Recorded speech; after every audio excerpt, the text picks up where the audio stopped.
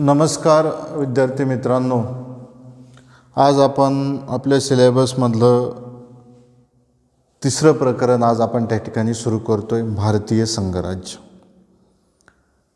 आपण मागच्या दोन प्रकरणामध्ये राज्यघटना आणि मूलभूत हक्कांचा आणि मार्गदर्शक तत्वांचा विचार केला. तिसरं जे प्रकरण आज आपण सुरू करतोय की भारतीय संघराज्य. प्रामुख्याने प्रश्न असा आहे की आपल्याला संघराज्य म्हणजे काय, संघराज्यामध्ये काय असतं, भारतीय संघराज्य निर्माण कसं झालं, भारतीय संघराज्याची वैशिष्ट्ये काय आहेत, अशा अनेक प्रश्न आपल्यासमोर निर्माण होतात.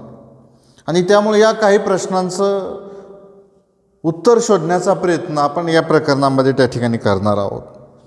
प्रामुख्याने जर आपण पाहिलं, विचार केला की संघराज्याचे दोन प्रकार आपल्याला त्या ठिकाणी दिसून येतात. एकात्म संघराज्य आणि संघराज्य असे दोन मुख्य प्रकार आपल्याला या ठिकाणी दिसून येतात. एकात्म संघराज्याच्या बाबतीमध्ये जर आपण विचार केला तर त्या शासनाची असणारी मध्यवर्ती सत्ता ही केंद्र सरकारकडे असते आणि बाकीचे इतर सर्व काही अधिकार हे आपण पाहतो राज्यकारभाराच्या दृष्टिकोनातून इतर वेगळ्या प्रादेशिक घटकांकडे त्याचा भाग किंवा त्याचे घटक हे सोपवलेले आपल्याला या ठिकाणी दिसून येतात. म्हणजे इतर अधिकारांचं कार्यक्षेत्र हे दुय्यम असतं. या बाबतीमध्ये आपल्याला त्या ठिकाणी विचार करता येईल. या उलट जर आपण पाहतो, संघराज्यामध्ये दुहेरी शासन व्यवस्था असते. म्हणजे केंद्र सरकार एक मध्यवर्ती शासन संस्था आणि त्याच्याबरोबर इतर प्रांतांची किंवा घटक राज्याची शासन व्यवस्था सुद्धा त्या ठिकाणी कार्यरत असते. आणि म्हणून या दृष्टिकोनातून राज्यघटनेमध्ये याची विभागणी त्या ठिकाणी केलेली असते.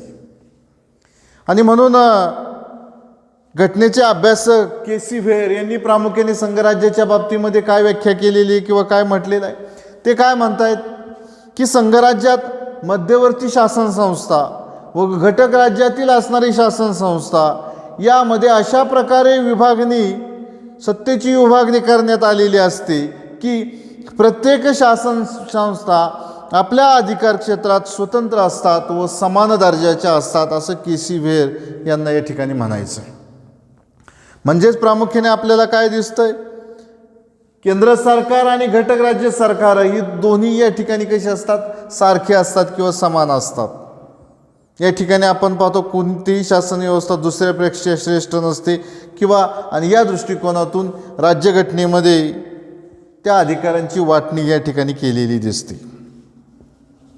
आता प्रामुख्याने संघराज्यामध्ये काय दिसतं, अनेक घटक राज्य किंवा प्रांत यांचं एकत्र येऊन संघराज्य बनतं. आणि संघराज्याची राज्यघटना म्हणजे एक प्रकारे संघराज्य निर्माण केलेला एक कसा असतो, करार असतो, कॉन्ट्रॅक्ट. मग जर आपण पाहिलं तर संघराज्याची आपल्याला काही उदाहरणं त्या ठिकाणी दिसून येतात. उदाहरणार्थ अमेरिका असेल, कॅनडा असेल, ऑस्ट्रेलिया असेल, रशिया असेल, दक्षिण आफ्रिका असेल. या ठिकाणी किंवा या संघराज्यामध्ये आपल्या वेगळ्या नावाने प्रामुख्याने उदाहरणार्थ भारताचं सुद्धा आपल्याला त्या ठिकाणी त्याचा उल्लेख करता येईल. आणि म्हणून भारत आणि अमेरिकेच्या बाबतीमध्ये जर आपण विचार केला, आपण पाहिलं की भारत आणि अमेरिकेमध्ये त्या ठिकाणी जी राज्य सरकार आहे त्यांना घटक राज्य असं म्हटलं जातं. कॅनडामध्ये जर आपण पाहिलं तर त्यांना प्रांत म्हटलं जातं. स्वित्झर्लंडमध्ये गेलं तर आपण त्यांना कॅन्टस असं म्हटलं जातं. म्हणजे जगातील वेगवेगळ्या देशांमध्ये जी राज्य सरकार आहेत त्यांना वेगळ्या किंवा प्रांत आहेत त्यांना वेगवेगळी नावंसुद्धा आपल्याला या ठिकाणी दिसून येतात. आता या ठिकाणी जर आपण पाहिलं की राज्याचा भौगोलिक विस्तार मोठा असेल, त्या राज्यामध्ये भाषिक, धार्मिक, सांस्कृतिक अशा वेगळ्या पद्धतीची जर विविधता असेल तर आपण पाहतो संघराज्य त्या ठिकाणी उपयुक्त ठरतात. कारण काय होतं, कुठलाही एक प्रदेश श्रेष्ठ किंवा इतर कनिष्ठ असं न होता त्या ठिकाणी अनेक भाषा, संस्कृती, धर्म ह्या अनेक घटकांना त्या समान पातळीवर आणण्याच्या दृष्टिकोनातून किंवा त्यांची प्रादेशिक अस्मिता कशी टिकून ठेवता येईल या सर्व बाबतीमध्ये आपल्याला याचा विचार या ठिकाणी संघराज्यामध्ये करता येईल. कारण शेवटी घटक राज्यांना आवश्यक असणारं स्वातंत्र्यता आणि त्याचबरोबर राष्ट्रीय ऐक्य यांचासुद्धा त्या ठिकाणी मेळ किंवा समन्वय हा घातला गेला पाहिजे. आणि म्हणून मग प्रश्न असा आहे की संघराज्याची काय वैशिष्ट्ये किंवा आपण पाहतो की संघराज्य कशी निर्माण होतात किंवा संघराज्य कशा पद्धतीने परिपूर्ण होतात त्याच्या काही अटी आहेत. साधारणपणे आपण पाहिलं 5 ते 6 महत्त्वाच्या अटी आहेत आणि त्या अटीनुसार प्रामुख्याने संघराज्य ही एक प्रकारे काय होतं तयार होतं किंवा बनतं आणि त्या माध्यमातून जर मग पहिला घटक आपण पाहिला संघराज्याच्या अटीच्या बाबतीमध्ये आपल्याला काय सांगता येईल की केंद्र सरकार आणि राज्य सरकार यांच्यामध्ये काय असतं दुहेरी अशा पद्धतीची शासन व्यवस्था असते. हे संघराज्याचं अटीची पूर्तता करणारा पहिला घटक आहे. दुसरा घटक जर आपण पाहिला की काय यांच्यामध्ये या दोन्हीमध्ये राज्यघटनेने अधिकारांची विभागणी केलेली असते. हा दुसरा भाग आपल्याला विचारात घेता येईल. तिसरा भाग या ठिकाणी काय अधिकार विभागणी कशी असली निश्चित सुस्पष्ट आणि कशी असावी ती लिखित स्वरूपामध्ये केलेली असावी. ही तिसरी अट आहे. चौथी अट जर आपण पाहिलं की राज्यघटनेमध्ये कुणाकडून एकतर्फा बदल करता येऊ नये म्हणून राज्यघटना ही कशी असावी ताठर स्वरूपाची त्या ठिकाणी असावी. पुढचा जर पाचवा घटक आपण विचारात घेतला काय की केंद्र सरकार आणि घटक राज्य सरकार ही समान दर्जाची मानले जातात. त्यांचं अधिकार क्षेत्र ही राज्यघटना ठरवली जाते. म्हणजे मग काय श्रेष्ठ कोण तर राज्यघटना ही सर्वात त्या ठिकाणी श्रेष्ठ. आणि 6वा घटक त्या ठिकाणी आपण पाहतो केंद्र सरकार आणि राज्य सरकार यांच्यामध्ये समजा अनेक कुठल्या वेगळ्या विषयावरून काय तंटा निर्माण झाला काय प्रश्न निर्माण झाला मग यांच्यामध्ये सोडवण्यासाठी काय ते न्यायव्यवस्था त्या ठिकाणी गरजेचं आहे आणि मग सर्वोच्च न्यायालय त्या ठिकाणी असणं गरजेचं आहे. ह्या अटी ज्यावेळेस पूर्ण होत्या आणि त्यावेळेसच खऱ्या अर्थानं संघराज्य ही अस्तित्वात येतं किंवा त्याला संघराज्य आपल्याला म्हणता येईल. हे झाले सर्वसाधारणपणे प्रस्ताव. आता आपण खऱ्या अर्थानं पाहू की भारतीय संघराज्याची निर्मिती. मग हे झालं सर्व पातळी. मग भारतीय संघराज्याच्या निर्मितीच्या बाबतीमध्ये कसं काय तयार झालं काय झालं. आता ज्यावेळेस राज्यघटना लिहिली किंवा देशाला स्वातंत्र्य मिळालं मग अनेक शासन व्यवस्था स्वीकारण्याचं अनेक आपल्यासमोर अनेक पद्धतीची उद्दिष्ट होती. आणि मग भारताचा विचार केला भारत हा कसा खंडपाय देश विविध भाषा विविध धर्म विविध संस्कृती ह्या अशा वेगळ्या गोष्टींचं त्या ठिकाणी जतन करून राष्ट्रीय ऐक्य प्राप्त करणं हे आपल्या दृष्टिकोनातून गरजेचं होतं. आणि म्हणून भारतीय संघराज्याचा पाया हा ब्रिटिश काळामध्ये ब्रिटिश राजवटीतच घातला गेला. कारण ब्रिटिशांनी अनेक पद्धतीचे सुधारणा कायदे केलेले आपल्याला त्या ठिकाणी दिसून येतात आणि त्या काळामध्ये प्रांतांना टप्प्याटप्प्याने काही वेगवेगळे अधिकार आपल्याला सोपवले होते. उदाहरणार्थ 1909चा कायदा 1919चा कायदा 1935चा कायदा हे असे कायदे आपल्याला सांगता येईल की त्या माध्यमातून त्या काळच्या ब्रिटिश सरकारने देशाच्या वेगळ्या प्रांतांना किंवा अनेक प्रांतिक विधिमंडळ निर्माण करून काय अधिकार ह्या वेगळ्या कायद्याने दिलेले आपल्याला त्या ठिकाणी दिसून येतात. ही सुरुवात. आता भारतीय संघराज्याची जर निर्मिती झाली तर ती पहिला घटक आपल्याला विचार घेता येईल भाषिक तत्वावरती आपल्या देशातील घटक राज्यांची निर्मिती झाली. भारतीय राज्यघटनेने ज्यावेळेस संघराज्य शासन पद्धती स्वीकारली भारतासमोर त्या ठिकाणी महत्त्वाचा प्रश्न काय होता की या देशामधील जी वेगळी घटक राज्ये प्रांत होती त्या काळात त्या प्रांतांची पुनर्रचना कशी करायची. कारण ब्रिटिश काळामध्ये घटक राज्यांना प्रांत असं म्हटलं जायचं आणि मग निश्चित कुठलं तत्त्व ठेवायचं. मग जसे ब्रिटिशांनी काय केलं होतं आपल्या देशामध्ये आगमन केल्यावर जो जो भाग जसा जसा जिंकत गेले आणि तसा तसं त्यांनी त्यांचे काही प्रांत किंवा प्रशासकीय विभाग तयार केले. परंतु स्वातंत्र्यानंतर मात्र हा प्रश्न निर्माण झाला आता प्रांतांची निर्मिती कशी करायची. आणि म्हणून त्या ठिकाणी त्यांनी वेगळ्या प्रांतांची कृत्रिम आणि अव्यवहारी अशा पद्धतीची रचना आपल्याला त्या ठिकाणी दिसून येते. अगदी स्वातंत्र्यपूर्व काळामध्ये अनेक वेळेस मागणी सुरू होतं की राज्यांची पुनर्रचना करावी. स्वातंत्र्यपूर्व काळातच ही मागणी होती. विशेष करून दक्षिण भारत आणि ईशान्य भारतामध्ये हा प्रश्न त्या ठिकाणी महत्त्वाचा होता. आणि मग त्यासाठी काय तत्त्व आणण्यात आलं तर जशी लोक ज्या प्रदेशामध्ये लोक भाषा बोलतील त्यानुसार घटक राज्यांची निर्मिती करावी. आणि हा प्रश्न त्या ठिकाणी महत्त्वाचा बनला.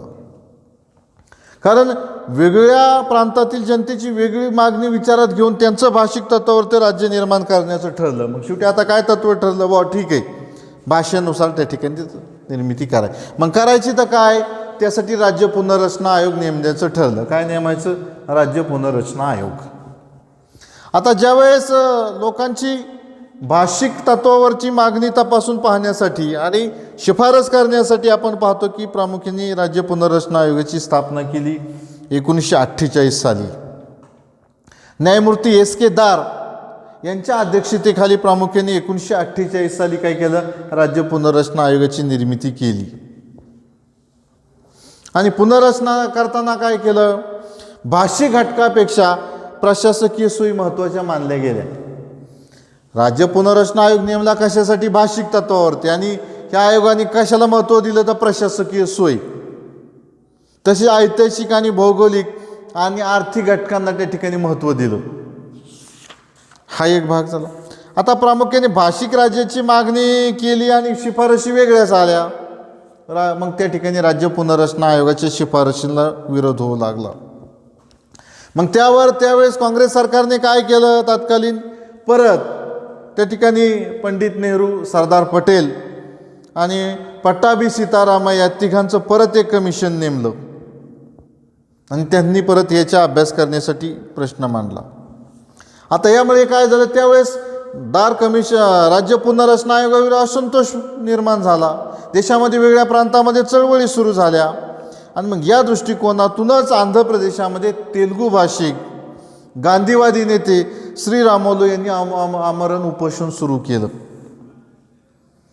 आणि हे आमरण उपोषण साधारण बरेच 40 ते 50 दिवसापेक्षा जास्त चाललं आणि त्या उपोषणामध्ये त्यांचा मृत्यू झाला. आणि त्यामुळं काय झाले, ही चळवळ तीव्र स्वरूपामध्ये झाली. लोकांची जी भावना आहे त्याचा आदर नाही म्हणून आपण पाहतो आंदोलन झाले. पुढं शेवटी याची दखल केंद्र सरकारला घेऊन भाषिक तत्वावरती केंद्र सरकारला 1953 साली आंध्र प्रदेश या पहिल्या घटक राज्याची निर्मिती करावी लागली आणि 1953 साली आंध्र प्रदेश हे भाषिक तत्वावरती पहिलं घटक राज्य बनलं. आता आंध्रची निर्मिती झाल्यानंतर काय झालं, अनेक वेगळा जोर वाढू लागला. केंद्र सरकारने 1953 साली राज्य पुनर्रचना आयोग नेमला आणि फाजल अली यांच्या अध्यक्षतेखाली तो आयोग आपल्याला त्या ठिकाणी नेमलेला त्या ठिकाणी दिसून येतोय. पंडित हृदयनाथ कंजरू आणि A.M. पन्नीकर या आयोगाचे सदस्य होते. आणि या आयोगाने सुद्धा शिफारशी केली की संपूर्ण देशाची भाषिक तत्वावरती विभागणी करावी. जर आपण पाहतो राज्य पुनर्रचना आयोग नेमल्यानंतर फाजल अली, पंडित हृदयनाथ कंजरू आणि K.M. पन्नीकर या सदस्यांनी यांनी काय शिफारस केली की भाषिक तत्वावरती देशाच्या राज्यांची निर्मिती करावी. 16 घटक राज्य साधारणपणे त्यांनी शिफारस केली आणि 3 संघराज्य निर्माण करावेत अशी शिफारस या ठिकाणी राज्य पुनर्रचना आयोग म्हणजे पंडित हृदयनाथ कंजूर कमिशनने केली. आणि मग या दृष्टिकोनातून आपण पाहतो की राज्यघटनेमध्ये 1956 साली काय करावं लागलं, घटना दुरुस्ती करावी लागली आणि 16 राज्याची मागणीची शिफारस त्या ठिकाणी करण्यात आली. आता जरी 16 केली तरी त्यावेळेस काय झालं, यानुसार 14 घटक राज्य आणि 6 संघ प्रदेश 1956 साली ही घटना दुरुस्ती करण्यात आली. पुढं नंतर जर आपण पाहिलं की वेगळ्या नवीन घटक 1960 साली महाराष्ट्र आणि गुजरातची निर्मिती असेल, 1966 साली पंजाब हरियाणाचे असेल, म्हणजे या आपण पाहतो की 1971 त्रिपुरा मणिपूरचे असेल, सिक्कीमची 1975 असेल, गोवा 1987 असेल, अरुणाचल प्रदेश 1987 असेल आणि नंतर आपण पाहतो की झारखंड, छत्तीसगड आणि आपण पाहतो उत्तराखंड ही 2000 साली निर्माण झालेली घटक राज्य असेल. म्हणजे अशा पद्धतीने साधारणपणे ही भारतीय संघराज्याची निर्मिती किंवा टप्पे म्हणून आपल्याला पाहता येईल. अशा पद्धतीने आपल्या देशामध्ये भाषिक तत्वावरती घटक राज्याची निर्मिती किंवा सुरुवात म्हणून याच्याकडे पाहिलं जातं.